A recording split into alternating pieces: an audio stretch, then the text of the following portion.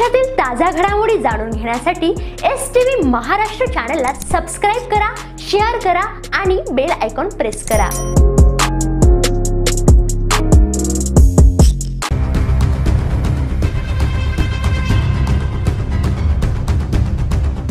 सौर प्रकल्पावर शेतकऱ्यांचा रोष। तरुण शेतकरी टॉवरवर चढून आंदोलनात 8 तास उलटले तरीही प्रशासनाकडून कुठलीही दखल नाही।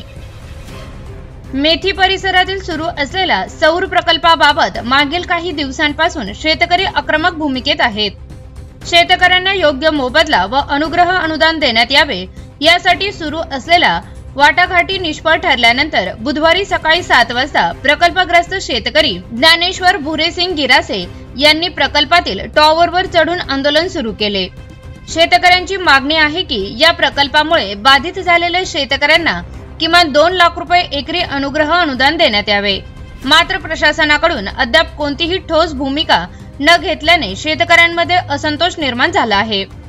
जोपर्यंत मागण्या मान्य होत नाही तोपर्यंत खाली उतरणार नाही असा निर्धार गिरासे यांनी घेतला आहे।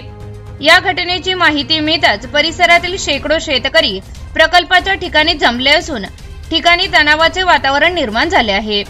काही दिवसांपूर्वी उपोषणकर्त्यांना अटक करून आंदोलन दडपण्याचा प्रयत्न झाल्याचा आरोप शेतकऱ्यांकडून करण्यात आला आहे। त्यामुळे या घटनेच्या निषेधार्थ आज शेतकऱ्यांची मोठी गर्दी मेथी परिसरात झाली।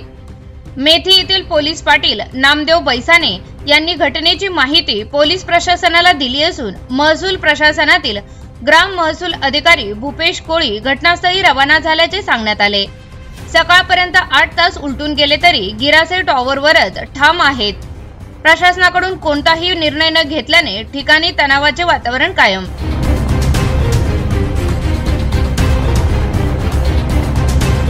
सर आमच्यावाली सकाळपासून आमचा ज्ञानेश्वर गिरासे 6 वाजेपासून इथं चाललेला आहे वरती टॉवरवरती।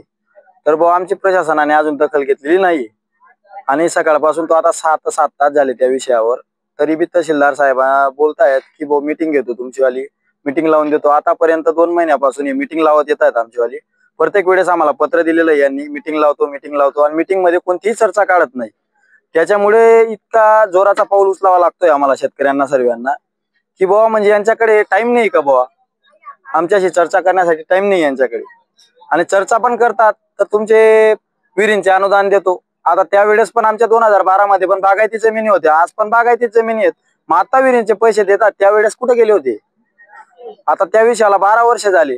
आता कोरडवाहू शेतकऱ्यांचा विषय जर पकडला आपण तर त्यांचं सानुग्रह अनुदान राहिलेलं आहे अजून, आणि 5 वर्षाच्या अटी शर्ती होत्या त्या भंग झालेल्या आहेत।